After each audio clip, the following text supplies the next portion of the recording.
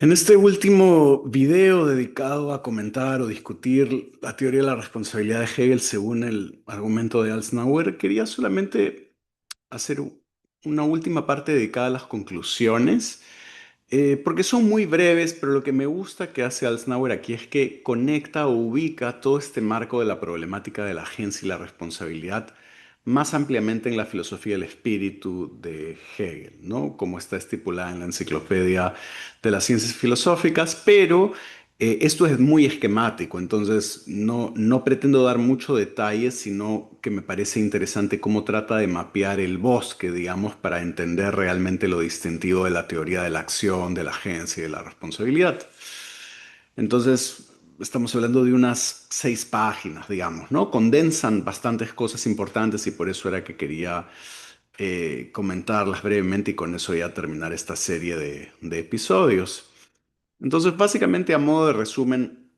recordemos que para Hegel, desde la lectura de Alsnauer, la acción, la noción de acción en Hegel, tiene que ver principalmente con las expresiones externas de nuestra voluntad sobre las que vamos a poder ser responsables. Pero el punto de Alsnauer es que no toda actividad espiritual o humana sería una acción, digamos. Eso es bien importante y lo vamos a tener en cuenta cuando se conecte con el resto de la filosofía del espíritu. Pero también es importante recordar que la agencia como tal es considerada como un tipo de estatus social. Es decir, que somos responsables por lo que hacemos en la medida en que tenemos derechos como personas y podríamos decir deberes también como sujetos morales, ¿no? Entonces, requiere como de este marco. Los derechos y deberes son reales o actuales en contextos particulares y bajo un Estado que finalmente legisla y hace efectivos estos derechos y estos deberes. Entonces aquí vemos cómo para Hegel está en juego la intersubjetividad, las relaciones sociales, las estructuras que posibilitan este tipo de acciones y finalmente también normas o instituciones, ¿no?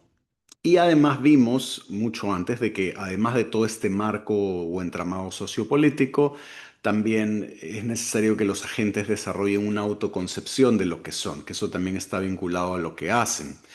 Entonces, el resultado final, que es algo que hemos visto, es que la acción para Hegel termina siendo intrínsecamente algo social, finalmente porque al actuar nosotros hacemos una especie de aseveración implícita que es susceptible de ser justificada, ¿no? Y por eso hay una apelación a diferentes grados de razones y especialmente a Hegel. Y en la lectura de Eisenhower esto termina siendo muy importante en el tipo de entramado social de la eticidad, donde se habla hasta de un tipo de razón objetiva que apela a este espacio social de razones.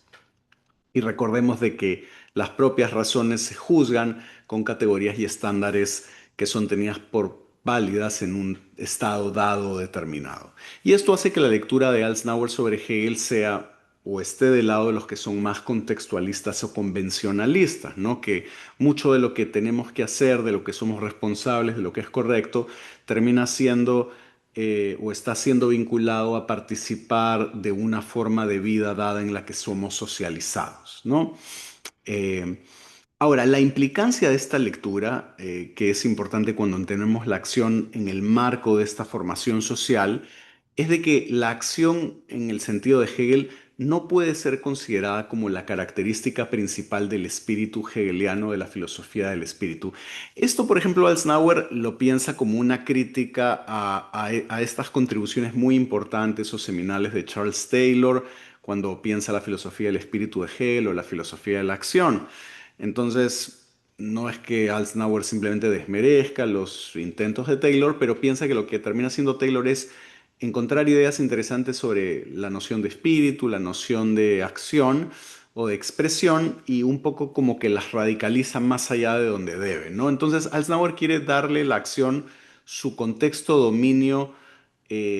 real, digamos, o que Hegel estaría de acuerdo con eso. Entonces, él critica estas nociones donde el núcleo del espíritu, del concepto de espíritu, tiene que ser la acción. Y él piensa que más bien el contexto de acción está mucho más vinculado especialmente al momento del espíritu objetivo. Entonces, él va a rechazar esta especie de asociación fácil donde normalmente se reconoce entre los especialistas de Hegel que el espíritu es ciertamente una actividad y de ahí se salta rápidamente a decir que entonces es acción y la acción es lo principal, entonces debemos centrarnos en la acción o pensar eso como la clave para entender el concepto hegeliano de espíritu en su conjunto. Y más bien a Alsnauer le interesa apelar a otros famosos pasajes sobre lo que es el espíritu, que también entre especialistas y estudiosos de la obra de Hegel existe siempre referencia, y es de que Hegel suele decir, especialmente en lo que concierne al espíritu, que él tiene que saber o conocer lo que es, digamos, ¿no? Que el espíritu el espíritu es esencialmente solamente lo que él sabe o conoce que eso es lo que efectivamente es el espíritu o ser humano, si queremos dar una lectura por momentos un poco más secular. Pero esto es afín a lo que se mencionó antes sobre cómo, digo antes en episodios anteriores, sobre cómo nosotros somos un tipo de animal o ser autointerpretativo, que necesitamos de una autoconcepción de lo que somos para poder pensar y actuar de una manera determinada. Esto Eisenhower lo frasea en términos de decir que somos reflexivamente autoconstitutivos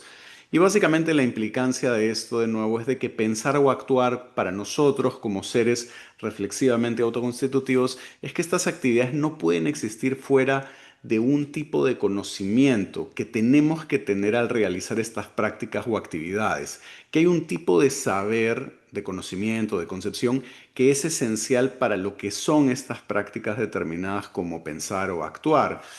Entonces, un ejemplo cotidiano, porque recuerden, este es unas conclusiones muy breves y condensadas, pero un ejemplo cotidiano que menciona Alsnauer, que me parece bastante simple y intuitivo, es el de prometer algo, ¿no? Que suele también usarse para ejemplificar este tipo de performativos en la filosofía del lenguaje. Pero en el caso de Alsnauer, para con Hegel, la idea es de que cuando nosotros prometemos algo y estamos realizando la acción de prometerle algo a alguien, es bien importante que nosotros sepamos que estamos haciendo una promesa, como que eso no es un componente trivial de esa acción, que no tendría mucho sentido hacer una promesa sin saber que lo estamos haciendo.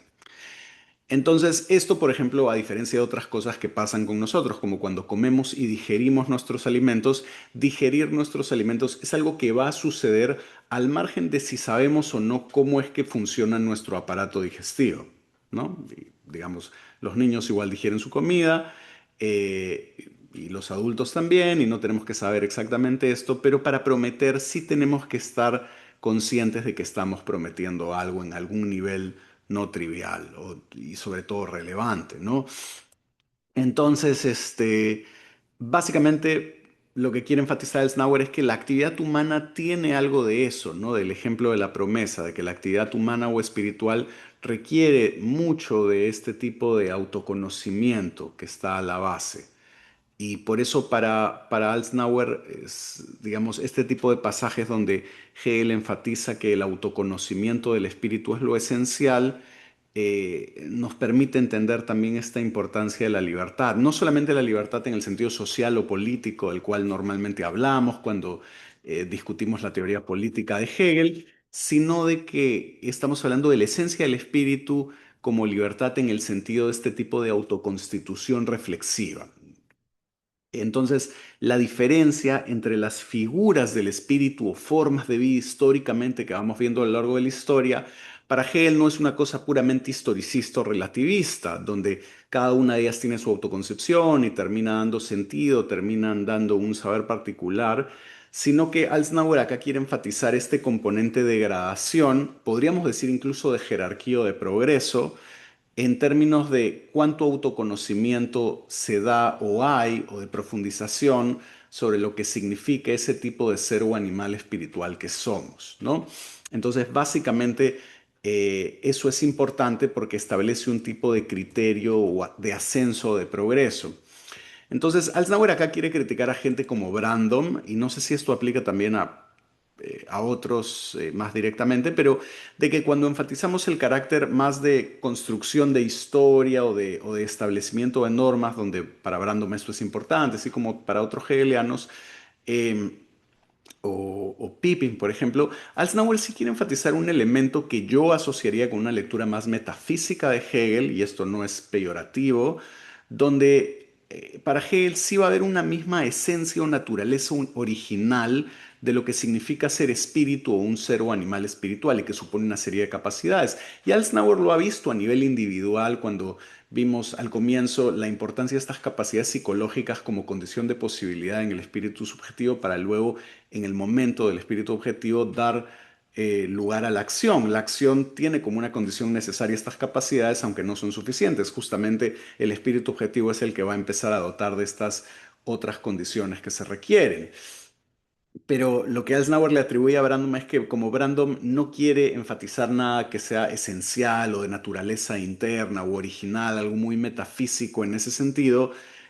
para Eisenhower se pierde algo y es de que, digamos, de esta forma, con este tipo de núcleo naturaleza original del tipo de animal espiritual que somos, es posible reconstruir la historia humana unificadamente con un tipo de gradación jerárquica, yo llamaría el no dice jerárquica, o de progreso, con progreso creciente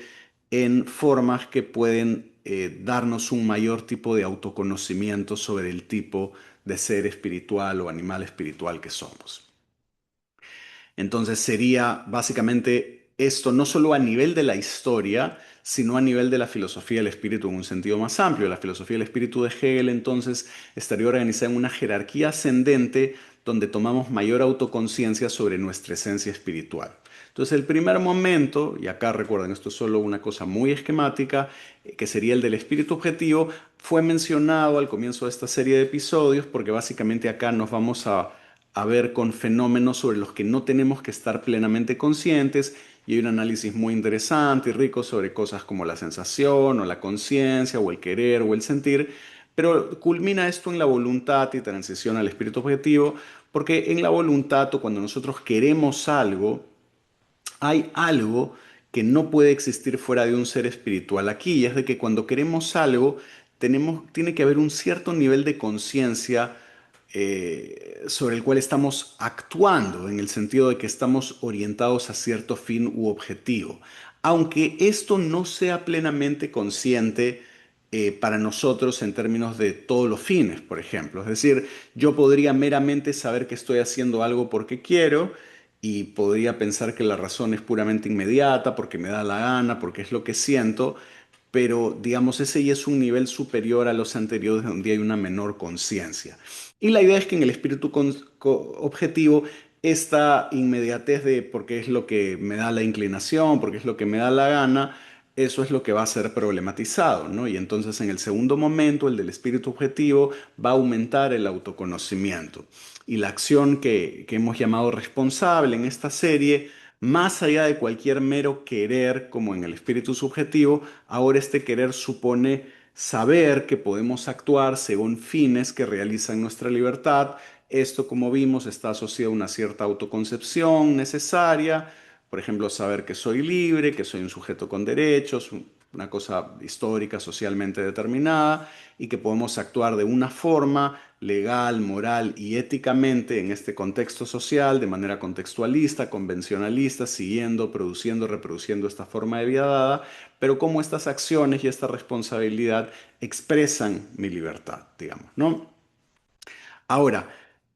acá más o menos que acabe el libro de Alznauer, es cierto que hay este caso límite que vimos en el episodio anterior relacionado a la acción histórico mundial o los individuos histórico universales,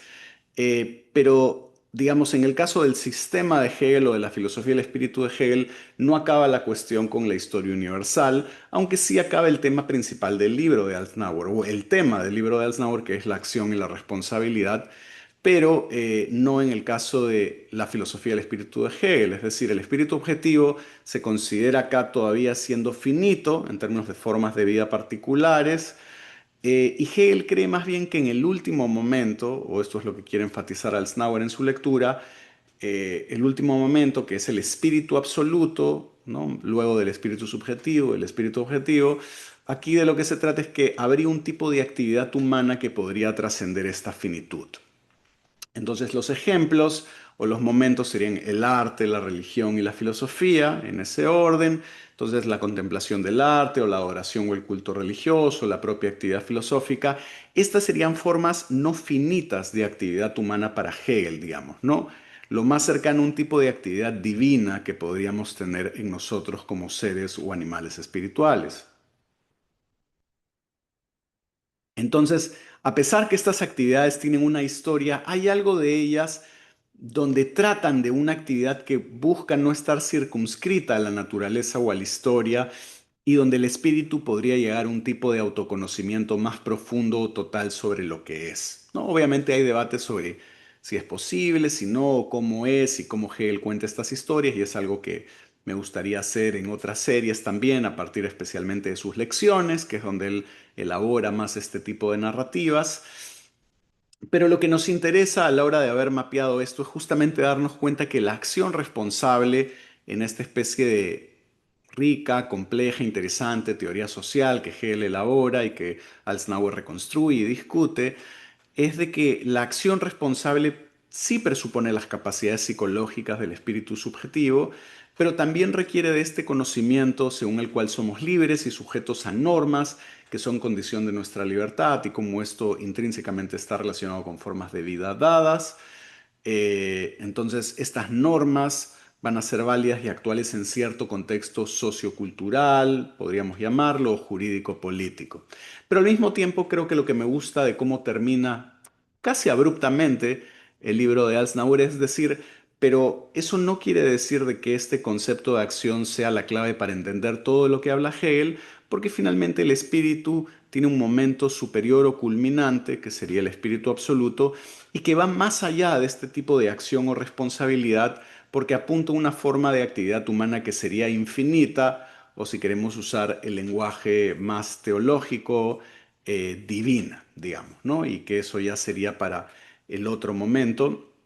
y de esa forma podemos entender cómo hay un énfasis en decir que la acción tiene un dominio de aplicación significativo vinculado al espíritu objetivo, que es lo que hemos discutido en esta serie, pero que escapa o que no debe comprender todo el espíritu porque en el momento del espíritu subjetivo la acción como tal en este sentido pleno no tiene sentido, hay más las precondiciones y como en el espíritu absoluto hay un tipo de actividad o de actividades que van más allá porque a diferencia de la acción y la responsabilidad que son finitas en este nivel, incluso en el caso límite de la historia universal, con las producciones del espíritu absoluto, el arte, la religión y la filosofía, lo que se aspira es a una actividad no finita, por eso digo más cercano a lo infinito o lo divino, que busque finalmente ascender o manifestar o llegar a este tipo de autoconocimiento más profundo y pleno, que desde la lectura de Alsnauer no es puramente arbitrario o contingente, sino que busca finalmente captar lo más propio del núcleo esencial de lo que somos como seres o animales espirituales. Entonces creo que podemos terminar esta serie aquí y dejarlo para una siguiente ocasión.